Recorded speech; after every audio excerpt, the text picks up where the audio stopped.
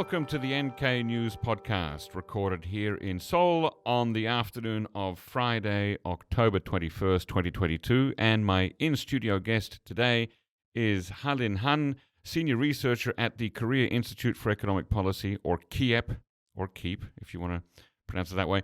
We'll be talking about economic transition in North Korea by comparing it to the case of 4 Southeast Asian states. But before we get started, please, everybody, leave a review about this podcast on iTunes or whatever platform you use, Spotify, Audible, the other ones, Google, for example. And don't forget to share this episode with colleagues and friends and even people you don't know and people you don't like. On Spotify, you can leave a rating but no reviews, but please do that anyway. And if you're listening on YouTube, you can click like and subscribe. Secondly, don't forget to check out nknews.org, where you can find all of the in-depth stories that my colleagues write every day. Consider buying a subscription for a year, and it's much more affordable than you think. In fact, if you sign up for the annual plan, it's less than $1 a day, and that helps to fund the journalism that my colleagues put out every day. Thirdly, follow us on Twitter at nknews.org. It's one word. Okay, so to introduce my guest today, Halin Han obtained her Masters of Science in Economics from the London School of Economics and Political Science and is now a senior researcher at the Korea Institute for International Economic Policy. Wait, there's 2 I's in there. What's correct, Halin? Is it international economic policy or just economic policy? It's international economic policy. Okay, so it's actually 2 I's. Exactly. Korea Institute for International Economic Policy, KIIEP. Mm-hmm. Okay, and she's in the Economic and Security Strategy Department, but was previously in the Department for New Northern Policies, where she was a member of the International Cooperation for Korean Unification team. Welcome on the show, Halin. Hi, Jekko. Thank you for having me. Thank you for coming, and thank you for making the arduous march all the way from Sejong City, where KIEP is based, all the way here to Seoul. So that was actually further from Sejong to Seoul than from Pyongyang to Seoul, isn't it?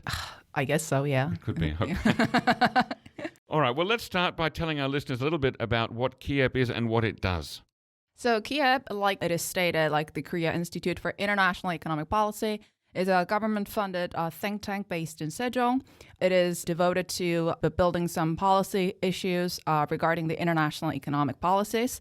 So we do kind of research into the external relations of Korea and what kind of economic gains or benefits that we can gain from building bilateral or multilateral relationship with other countries. Okay, you were previously, as I said in the introduction, in the International Cooperation for Korean Unification team. Tell us what that does or did and whether it still exists.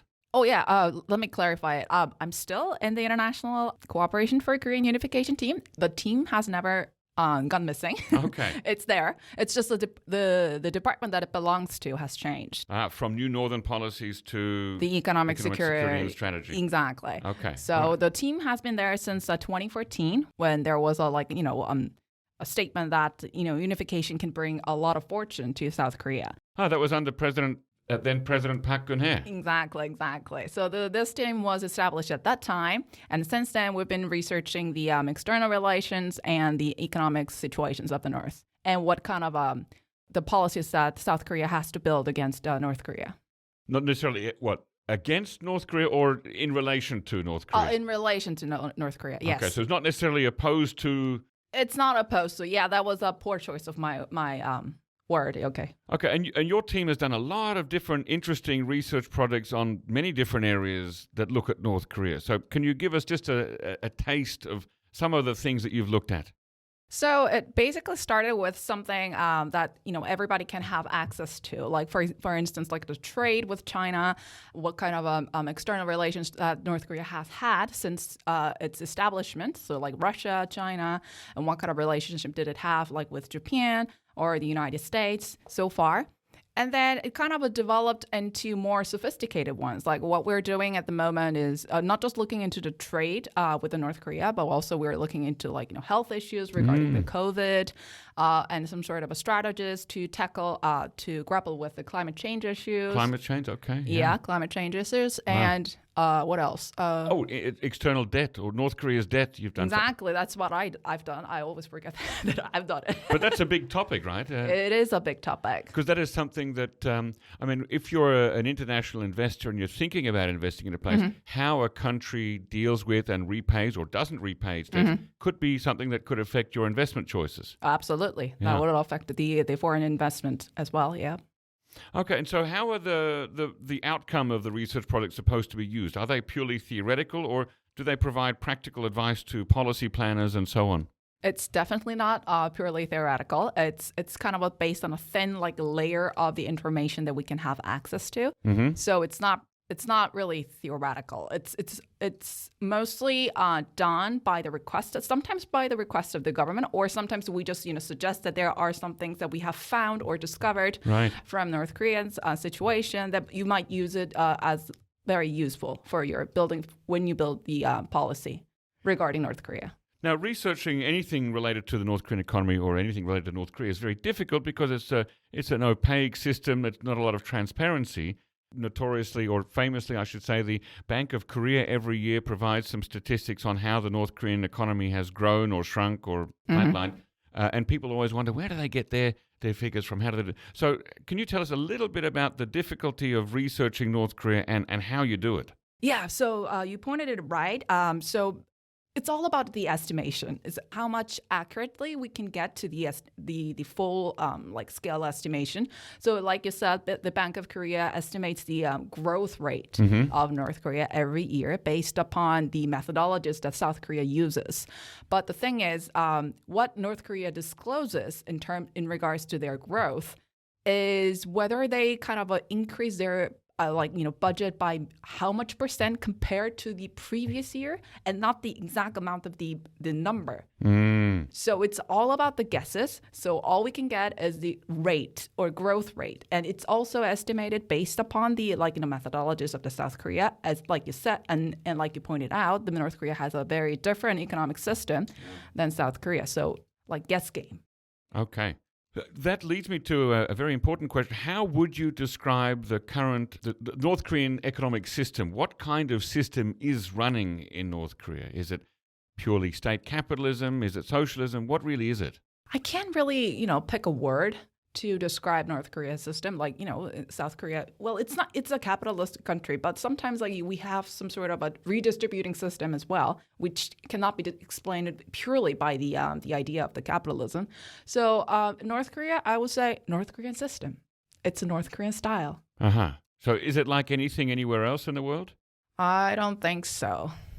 Is it a hybrid in a sense? I mean, we know that there are some market activities going on there at the low level, but then there are state-owned enterprises. So is it some kind of a hybrid system involving elements of state capitalism and kind of almost in the local levels, in the marketplace, kind of a laissez-faire capitalism? So there have been market activities witnessed in some of the major cities in North Korea. So we say, oh yeah, there is a small factor of the capitalism within North Korea, but the authorities in North Korea never acknowledge it officially. So we can't actually officially say that North Korea has a hybrid system of the capitalism and state capitalism. They are adopting the state capitalism for sure. But as far as market capitalism is concerned, I'm pretty not really inclined to say that they have a hybrid system. It's not really official. Okay, so I want to talk to you about one of your recent studies about implications of the transitional outcomes of certain Southeast Asian countries, which you, in your paper, call CLMV, implications for North Korea. First of all, who or what are CLMV? So it's an acronym. I don't know whether other people use it or not, but it represents us Cambodia, Laos PDR, Myanmar, and Vietnam. Okay, so 4 Southeast Asian economies who have been going through some kind of transition in recent decades. Now, it's a big report, isn't it? 200 pages or so? Yeah, after I told you that it was 200-page long, I looked into it again, and it was 160. Sorry about that. Okay, but it's still quite big. It is. It's not something you can read over breakfast. So how would you summarize it briefly? So what we did was we wanted to see what kind of a transition path the North Korea can take under the premise that, if the North Korea kind of opens its economy and tries to adopt the capitalistic factors. Then we kind of looked into the longest and very reputable report from the European Bank for Reconstruction and Development. They have been tracking the transition process of the former Soviet Union countries, especially the Eastern Europe, since 1994 or so. And we we wanted to kind of compare those countries to the transition path that North Korea can take.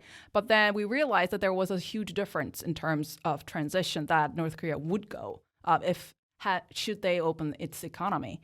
Then we found. So you're talking. We're talking specifically about economic transition, not Exactly. not political systems or social transition, just economic transition. Precisely, Okay. precisely. The political transition is kind of hard to assess in quantitatively. Okay. So we chose to focus on the economic transition only.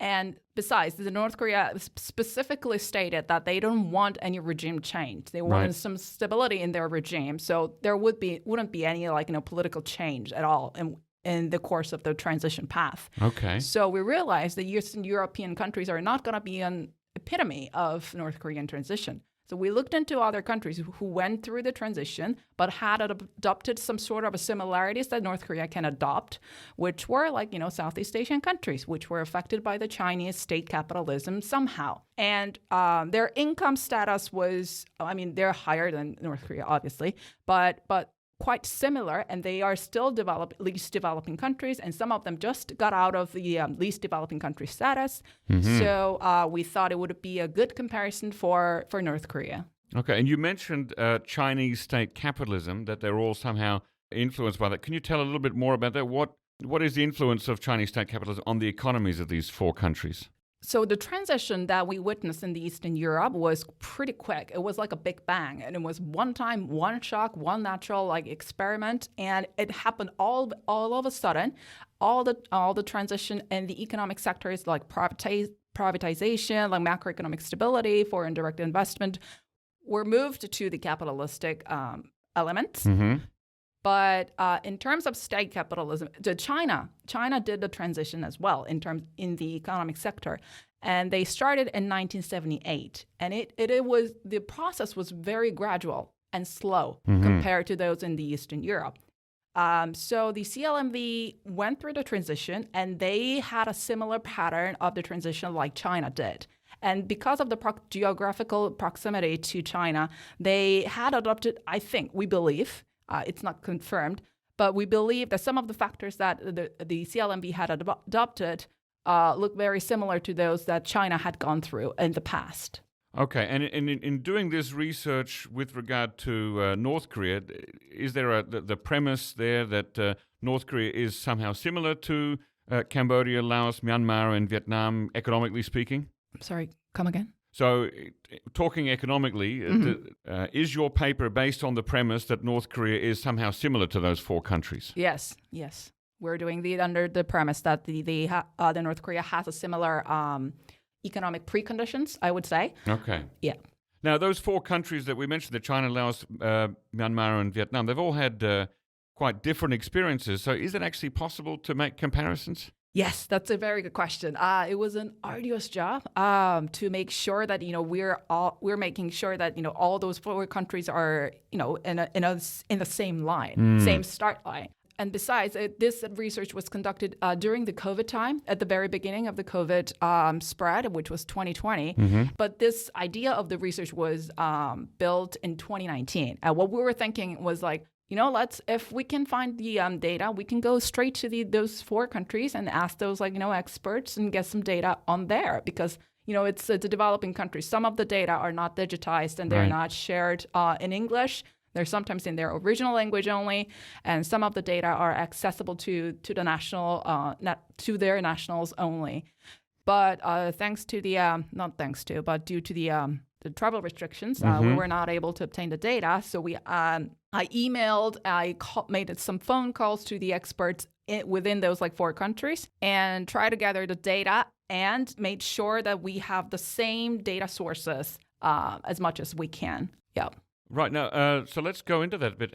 Without going too technical, how did you measure economic transition in those four countries? What metrics and methodologies did you use? So we couldn't build a whole new measurement. So we looked into the EBRD's reports. Right, that's the European Bank for Reconstruction and Development. Exactly. But you mentioned that the European Bank for Reconstruction and Development studied Eastern European countries, and you're studying Southeast Asian countries. So what What model did you take from the EBRD and what changes did you have to make? So, like I said before, the EBRD tracked down the transition process of the Eastern European countries since 1994 until recently, until like 2019 or so. Okay. Yeah. So what they did was to make sure that they were measuring the same thing over the time period. So they developed their something called transition indicators to evaluate the transition process at the same level of measurement over the observed period. Okay. So we took the idea from that. But the problem is the Eastern European had plenty of data to build the transition indicators, but which it wasn't the same case with the CLMV countries. So we try to build the structure of the transition indicators from the EBRD's past reports, and then adopt some of the things that CLMV didn't have because CLMV are technically different countries from the Eastern European countries. So they had some traits that the Eastern European had or had not. So we made our own transition indicators all for the CLMV. Yeah. Okay, so in the result of your research, tell us a little bit about how each of those 4 countries is doing in terms of economic transition. So unlike the EBRD, which did did track the transition process for a very long time, due to the lack of the data, we only did the observed period from 1990 until 2015. So it's not really recent, 2015. Okay. It was 7 years ago. And when we were conducting this research, it was 2020. So we wanted to gain the 2020 data as well, but it was up until 2021 that we were able to get the 2020 data. So the transition that we evaluated of those 4 countries were up until 2015. Okay. And while they were making progresses, the speed of the transition progress was completely different, obviously. The fastest one that we observed was from Vietnam. Yeah, it grew really, it made a transition really quick, and a lot of the sectors, like in the both in public, not public, but private sectors and economic fundamentals, they did a lot of progress in the transition. And on the other hand, Myanmar showed the least progress in terms of transition. They had a lot of internal domestic issues, and they also had some sanctions with from the U.S., which kind of hampered the foreign direct investment and so on. Yeah, so there is a difference in those countries. Okay, so just to help redefine for our listeners here, so when you're talking about transition, and so Vietnam made the fastest transition and Myanmar made the slowest, you're talking about changing from a state-driven economy to an economy that allows for private enterprise and free market capitalism. Exactly. So if I just give more details about it. So the transition I mentioned here is a very broad term, and it's defined very differently from many institutions. What IMF sees as transition and what China sees as a transition are completely different. Not completely, but very different. So what we did was we categorized the economic transition into 3 groups. So one is the economic fundamentals, like macroeconomic stability, like exchange rates, and the number 2 is the public sector, and the last one is the private sector. So we kind of we measure those kind of a progress in those 3 sectors and compared it across those countries. We realized that in terms of economic transitions and the economic fundamentals, they all showed the fastest growth, or biggest progress in terms of economic transition. And the second one we commonly observed was that the private sector was open. So the private capital was able to be invested into their companies, and private capital was able to be used for funding the companies and so on. The least developed part in terms of economic transition was the public sector. They never, not never, but I'm getting a little strong, but they did not make any progress in terms of allowing the private capital to enter the public sector. So the state still owned the power supply, or other infrastructure sectors, railways, and so on. So that's the least developed part in terms of economic transition. Yeah. So am I correct in understanding that normally when you're talking about transition, you would expect there to be more privatization there Exactly. in the public sector. Exactly. So, like, for instance, like in some of the European countries witnessed that, railways companies that were owned by the state previously turned into a private equity firm after doing the process called privatization. Right. And it was not witnessed in the CLMV countries. And actually, that's kind of similar in South Korea as well. Well, that's right. Korail is still state-owned, isn't it? Exactly. And at least some of the subways are owned by the city. It's partially privatized, but not completely privatized. So it can be. The public sector is kind of hard to open to the private sector because it's all about competition when it comes to private sector. But it's a supply that is required for every citizen to utilize. So it's kind of hard for the state to open it. So does that mean that South Korea also, in terms of economic transition, is less developed in the public sector? I haven't done the measurement or the assessment over economic transition of South Korea, but in terms of in those like energy sectors or infrastructure, I think so, maybe. Yeah. Okay, and so you gave a score or a rating to these four economies in terms of their economic transition. Is that score, that index that you give there, is that the transition indicator? Yes. So EBRD used the 5 scale or measurement. So there is like a 1, 2, 3, 4, and 4 plus. Okay. But it's kind of confusing, 4 and 4 plus. So 1 is least transitioned and 4 plus is most transitioned. Exactly. Okay. Exactly.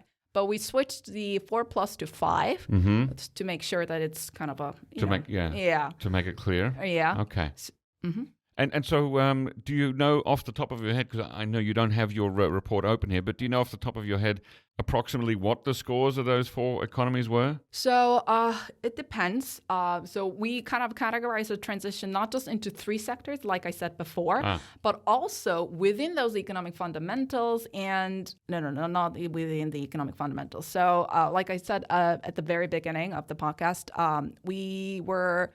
CLMV was kind of influenced by the state capitalism of China, right? Yeah. But the EBRD followed the idea of something called Washington Consensus. Okay, what is that? Washington Consensus is some idea that the IMF adopted during the 1980s for the South American countries to make drastic economic transition. Yeah. And what they did was they listed some 10 goals that those South American countries have to reach or attain. And I classified those transition indicators according to those Washington Consensus. Okay. And based on that, we did also the evaluation with the transition indicators. And it showed result that all of the CLMV countries were focusing on the foreign trade and foreign direct investment throughout the transition process.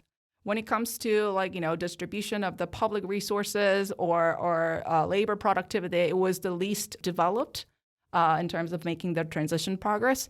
I cannot really tell how they made in the transition overall. I can just tell you how they did. They performed in each sector. In each sector. Yeah. Okay. Have any of them gone backwards in terms of transition? That's an interesting question. So, like I said before, it was the research observes only until 2015, right? But Myanmar has had a coup since then. Exactly. Yeah. And the U.S. sanctions are back, and European sanctions are back as well. Right. So I think if we do the evaluation for the 2020, I guess that the progress would be kind of retarded. Okay. Now, what signs tell you that North Korea's economic transition in the future is more likely to be similar to these 4 Southeast Asian transition economies than Eastern Europe? So that's a difficult question to answer because in this report, the title says implications for the North, but we did not conduct any assessment for the North Korean part in this report. Right. Yeah. So what the lessons that we took from these 4 countries is that what happens if they take a similar path? So yeah, and most of the time that they focus on the economic transition. And they put their weight in inducing the foreign direct investment and the trade. in order to do so, the first and foremost thing is to restore the relationship with the U.S. Okay. So that is like a prerequisite for any real substantial economic transition. Restore relationship with the U.S. So we know that Vietnam restored diplomatic relations with the U.S. before 20 years had expired after the war finished, right? Exactly. So in the early 1990s. Right. What about with Laos and Cambodia and Burma, Myanmar? So Cambodia, I think Cambodia did restore the relationship with the U.S. later on, but Cambodia had another difficult agenda. It went through a war with Vietnam, It did, yeah. and then it had some sort of a domestic turmoil all the time. That kind of hampered the stability of the economy, Right. which kind of retarded their transition progress compared to the others. Laos, I think they regained their normal trade relations with the U.S. Soon after, like 1994 or so. Okay. And in case of Myanmar, that's tricky. The sanctions were always there, and they had they made the least progress in terms of a foreign direct investment and the trade because they didn't restore the relationship with the U.S. That means it's kind of hard for the foreign capital to invest in Myanmar. Okay. And so that is the number one lesson that you've drawn for North Korea is, listen, if you want to have an economic transition, you're going to have to restore relations. Well, you're going to have to forge some relations with the U.S. Yes. Okay. What other lessons can be drawn from the experiences of the CLMV countries? The lessons that we learned from those four countries was that they focused too much on the trade and the foreign direct investment, that they kind of overlooked the importance of building the suitable environment for the foreign capital to grow sustainably. Meaning that they lacked like a legal infrastructure or public system that could allow the stability and the predictability of their capital to run.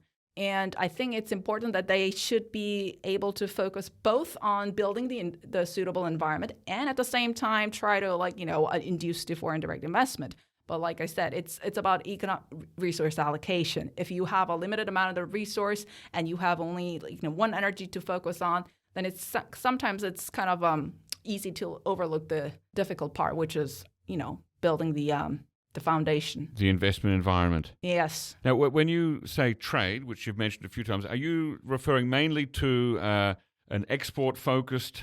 Yes. Kind of like South Korea. I mean, South Korea's transition through the 70s and 80s it was very much an export-focused economy trying to attract foreign investment. And you're saying this part, without mentioning South Korea, you're saying a somewhat similar path would be good for North Korea too. I didn't say that it would. No, you didn't say that. Yeah, I never mentioned South Korea. No. But somehow when we drew this conclusion, we kind of realized, well, it's kind of similar to South Korea. But that doesn't mean that North Korea has to follow the South Korea's path. Right.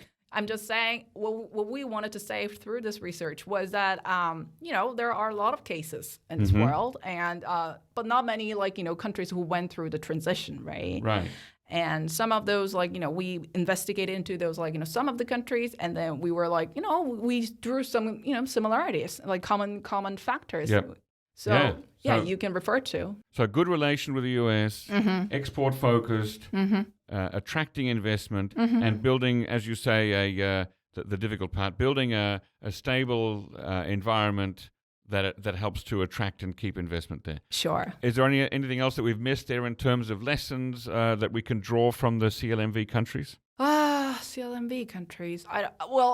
It's just it's a shame that I've never been to those CLMV countries. Right. You're studying it all from a distance. Exactly. So it would have been really nice if I just met those experts on site and then hear their hands-on experience. They witnessed the transition from the 1980s or 1990s until now, and whether my finding was kind of correct or not, we were just making those CLMV countries as a testing bed. Whether we can also evaluate the transition process or maybe current status of the North Korean economic situation with those transition indicators. So I think that was a takeaway from those countries. I'm curious about whether you shared this report or a summary of this report with the embassies of Vietnam and Myanmar. I don't know if the other two have embassies in Korea. Oh, I have never thought about that. But we did invite those the CLMV experts from within South Korea, And then we did a presentation about this research outcomes. And they were like, oh my God, you're not fully grasping the culture aspect of those countries. And I was like, yes, that was the limit of this study. Like, I've never met them, I've never been there, and I was just purely focusing on the economic factors. So, because as economists, you're trying to quantify something, and so if that's numbers, you can't really deal with culture in that same way. Yeah, I'm thinking about the previous Vietnamese ambassador to South Korea, Ambassador Vu, I think his name was. He had been also a diplomat in Pyongyang, so he was one of those rare diplomats who's been to both Koreas, who speaks also Korean. And I thought, wow, that would be really interesting to sort of let him have a look at it and see what his comments are from that. So, but sadly, he's gone back to Vietnam now. Oh no! But you could, you could still get in touch with the embassy of Vietnam and say, hey, can one of you guys send this to him, and we'd love to get his feedback. If you're interested. That would be awesome. Yeah. Yeah. Now, here's a question that I always think of when we talk about North Korean transition and we compare it to other countries like Vietnam, Myanmar, Cambodia, and Laos. I'm reminded of what Professor Andrei Lankov of Koongwon University has said many times over the years that I've known him, is that the great difficulty and obstacle for North Korea is the existence of South Korea. That South Korea, in its existence as a successful transitioned economy, is a threat to the continuation or the stability of North Korea. Because as soon as North Korea turns around its economy and says, "Oh, we're going to go in this other direction," some people within North Korea might say, "Well, that looks like very much what they're doing in South Korea. Why are we just becoming a poorer, later, slower version of our South Korean neighbors? Let's have bigger change than just economic transition." And so that's a very a big threat there. So my question, I guess, to you is, can North Korea transition effectively and stably as long as there is this successful model right next door called South Korea? Well, I've never thought about that issue from that perspective. And I'm pretty sure that, I cannot be sure of anything or of what North Korea thinks, but my guess is that North Korea wouldn't really care about South Korea's success or not, because it's a completely different state. And I'm not sure whether we can call South Korea a transitioned country, but the North Korea doesn't want its regime to change. Its political structure is going to remain the same as usual. The only thing that's going to change is the economy, like China did. And, well, the existence of South Korea wouldn't be a really big great model for them, because South Korea's political system has changed a lot since the independence, and well, it's a completely different story for here. It's a different story, but I guess that the issue here is that in North Korea, or Kim Jong-un's legitimacy as a leader is built to some extent upon saying, well, I'm fulfilling the legacy of my father and my grandfather, and they laid down these teachings about what is a successful socialist economy, etc. But I'm now going to turn around and go in a different direction. We're going to transition. Is he therefore not undermining his own legitimacy? Is he therefore not opening himself up to internal criticism from within North Korea, saying, wait, you're making us into a cheaper copy of South Korea?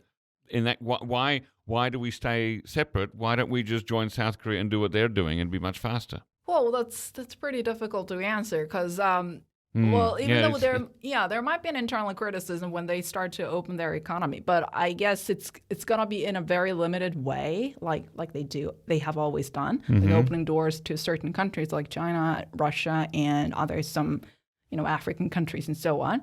And as long as the authorities remain the same, I guess, it's those the opposition ideas can be, overlooked. Because we know that in history, I mean, when Kim Jong-il was alive, when he was the leader, at least a couple of times he went to China and he went down to Shenzhen, and, whoever was the leader then, I can't remember if it was Hu Jintao or one of the other, but took him down to Shenzhen and said, look, this is what we've done.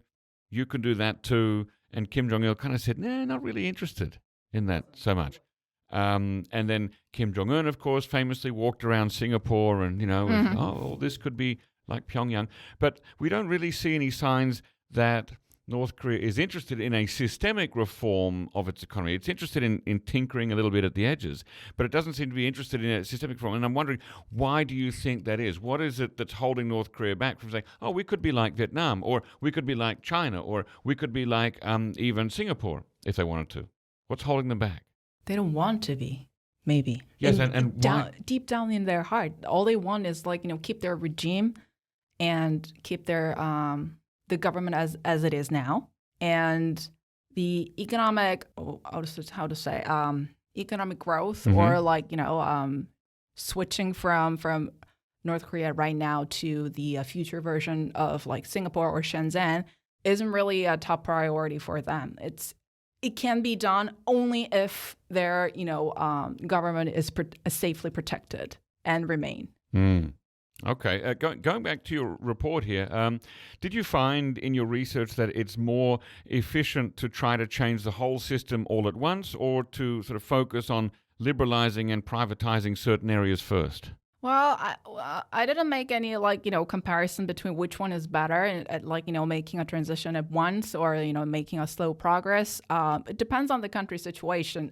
In terms of Eastern Europe, the collapse of the Soviet Union was like a quite sudden, one-time event, which kind of swept away the entire European continent. And all they wanted to do was to, absorb as many capitalistic elements as possible.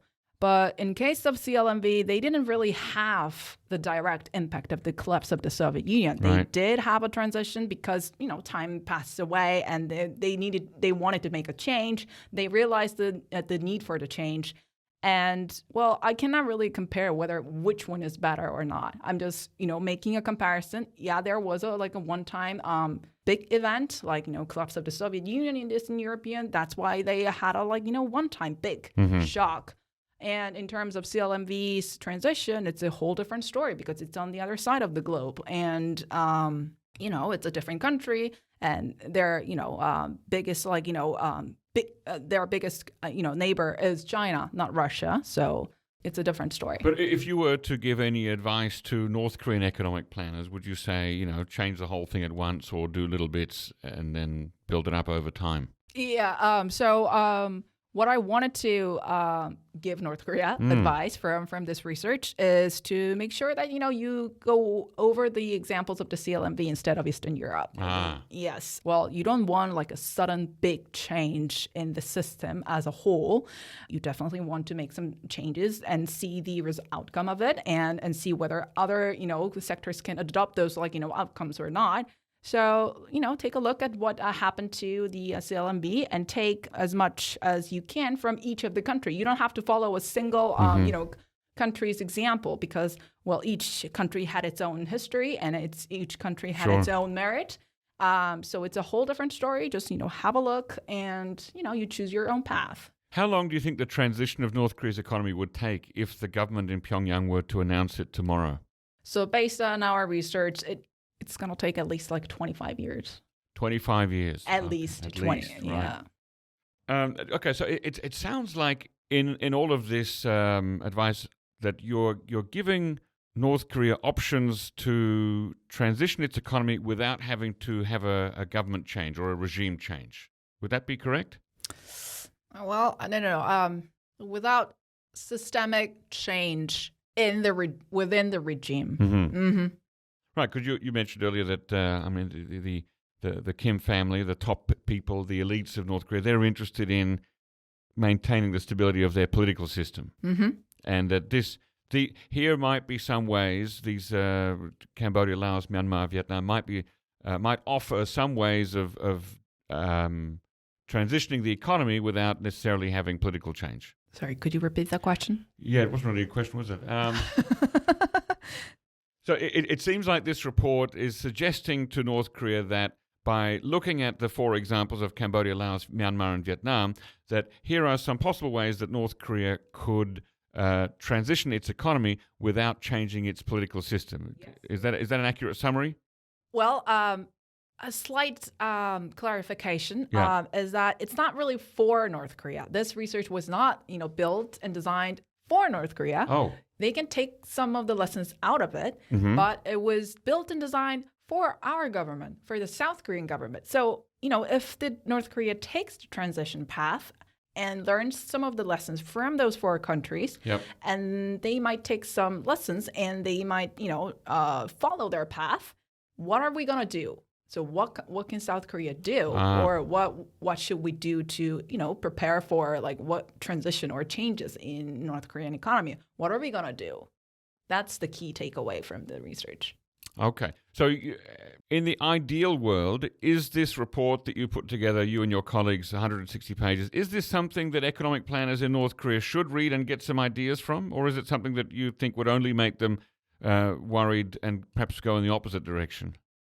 That's hard to say. I've never met anyone from the North. So. No. And unfortunately, by the time you prepared the report, relations between North and South Korea had already gone quite sour. Exactly. But in the ideal world, is it something that you would like to send to North Korea and say, hey, have a look at this, guys. Here's some ideas.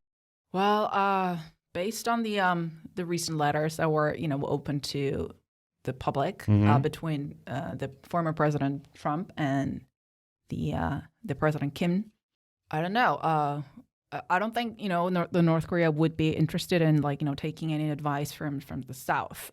I'm just gonna show the book, and well, if they want it, you can just take it. Right. I'll just leave it on the table. Leave it on the table. Yeah. You can just take it. I mean, I don't want to force our ideas to the counterpart. Sure. I just want to let them know that here's a thing. If you're interested in, you can take it or not. It's up to you. Did doing this research project and writing this report give you any hope? Hope? I mean, do you feel hopeful about transition in North Korea, having done this research? I'm a researcher. I had to be, very objective throughout the assessment. So I didn't have any emotional attachment to the report while I was writing it. Okay, but afterwards, you finish the last page, you save the PDF, you close the file, and you get ready for a little vacation, and you think, okay, did you have any feeling at all? At the time, yes, I did. Now it's I don't know. Okay, well, that's an honest answer. Now, I want to talk briefly about a totally different topic, but it's a bit more nerdy, and so I thought I'll just give it a couple of minutes at the end because some people might have switched off by now. But it's something that I think is quite interesting. I saw in your list of research papers, you did some research on applying machine learning tools for analysis of text documents from North Korea. And tell us a little bit about that. Yeah, so it's a recent project that was launched back in May of 2022. So it's not published yet, so I cannot really share the details or the outcomes of the research. But what I did was, I did gain the open source of the text documents that were produced in North Korea. It's a huge amount of it, during the Kim Jong-un's period. So it's 2012 until 2022. Okay. And what is the volume? Oh, the volume. Can you give an idea? The whole, newspapers of Rodong-Sinmun. Okay. Well, I mean, that's only 4 pages a day. That's not that much, is it? Well, if you think about the text document and if you want to, get into the analysis by applying the machine learning tools, it's all about the words. Right. So there are so many words within one document because, one document. Mm-hmm. And so it's a lot of document. And it's the first time I learned how to do the text mining tools through a Python. I know how to use a Python. It's a software. What is that? Oh, that's a software. Okay. Yeah, it's a software to do the statistics and build a report, build an Excel sheet or the text file and so on. But I've done a lot of things on the statistical methods, but I've never done this text analysis. Right. So I'm familiar with this. Shows you how basic my knowledge is. But I'm familiar with this thing called optical character recognition, right? So you have a scanned newspaper or a book, and then it can turn that picture into words, and then you can copy and paste, or you can do word searches. And so I'm guessing that's the basis for all of this. And then on top of that, you have this Python thing that can go in and do statistical analysis, how many times a word pops up, or things like that. Precisely, yeah. And the thing is, the North Korean language is quite different from the South Korean language. I mean, even though spelling's different. Spelling is different, and they have a what is it called? Making of spaces Making spaces is so there are rules on where you put a space, Exactly. where you break up words. Precisely. Is different. Is different. Okay. And besides, I'm not sure whether they develop their own, language package, but we do have a South Korean language package that we can apply to on Python. Well, you're not talking about Hangul Hansoft, are you? No. I'm not talking about a Hangul Han soft, but Okay. there's something language tools that we can apply on Python. So there is a Kon-L-Pi. It's like a Hangul. Okay. So it's like a breaking down the Hangul into a very minimalistic word, like a token. Right. Yeah. And we have one for South Korean language. Okay. But we don't have one for the North Korean So one. you've got to build one from scratch. Exactly. Okay. And sometimes it's difficult. So I applied the South Korean one first on the North Korean text. Wouldn't work. Wouldn't work. No. So I had to do it manually. Yeah, manual job to Wow. identify those words. But you're an economist. I know, I'm an economist. This doesn't seem like the normal sort of thing an economist would do. Exactly. So what an economist would do out of this is to find out what kind of economic policies that North Korea is planning or has Right. achieved, Okay. or the trend of their industrial policy throughout the period of Kim Jong-un and so on. So that's what I'm trying to do, but it's technicalities are killing me. Wow. Okay. Yeah. Partly because of those language differences that you mentioned, right? Yes, partly because. Because it looks really similar, but actually you can't use the same tools that you use in South Korea. No. Now, as a comparative case, I know in East Germany, when the Berlin Wall fell, the outgoing East German government shredded a lot of documents or hand-torn a lot of documents because the shredders broke down and there wasn't time to destroy everything properly or burn everything. And then afterwards, in the United Germany, they had this room where a group of women put many of these documents together by hand. They call them the puzzle women. And so they had these sacks of shredded and torn documents, and they're sitting there all day, bent over a desk, putting little strips of paper together on sticky tape to piece together the documents again, like the Stasi files, for example. And now, of course, in recent decades, they began to use some form of artificial intelligence to help to digitize and piece together the torn documents, using machine learning rather than doing it by hand. And is this something that Kiev is getting ready for, like after some kind of transformative event in North Korea to put together the giant North Korean archives and strip mine them for information? Imaginary world, yeah, it might be. It's all a valuable asset, and it's a valuable information with it. And so that's why there were a lot of women putting all those pieces together and restore those data, because it's a valuable one. Right. Yeah, Right. has value in it. Okay, well, it sounds fascinating. What will be your next research project related to North Korea? That's a good question. Well, I just hope that the ones that I'm doing at the moment are gonna end very soon. Mm-hmm. What would you do if there was no more North Korea to research? What would you do? I would take a month for a break.